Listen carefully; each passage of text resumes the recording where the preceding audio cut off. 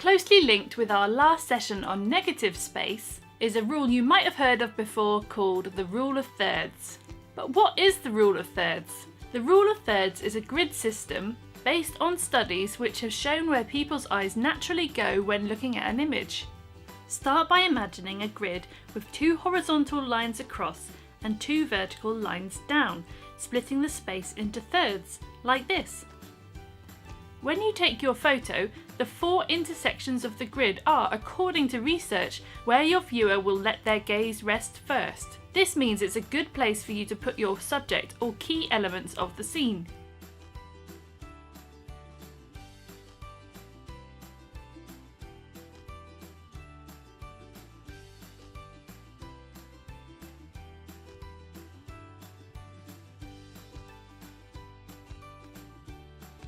Also, the lines of the grid give a good focus for a balanced picture, so you might choose to place a subject on one of the lines, and that would also be a good use of the rule of thirds.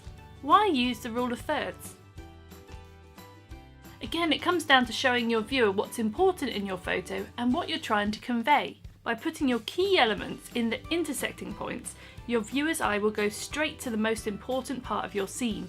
This makes the photo much easier to look at and pleasing on a subconscious level.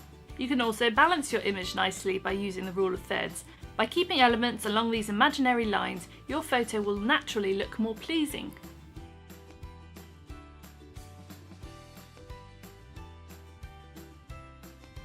So how can we use the rule of thirds?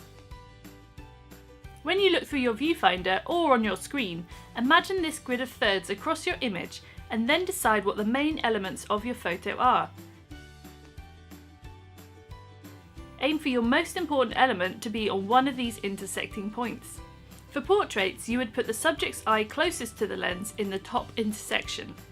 Or if you have more than one subject, you would put their eyes along the top line to make the most pleasing image. For landscapes, you might look to give balance to your image by having 1/3 as sky, 1/3 as background and 1/3 as foreground. You'd place the horizon on the top grid line to give this effect, and you can crouch down to gain more or less foreground in your picture to make it balanced on the 3 lines, like this photo. This second shot doesn't use the rule of thirds, and it's not as strong as the first shot simply because it isn't balanced. And now it's time to grab your camera for another photo challenge.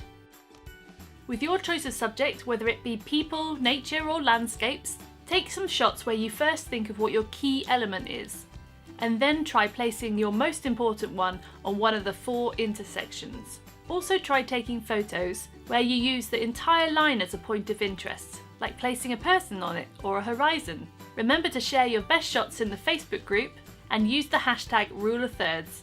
Look forward to seeing your shots.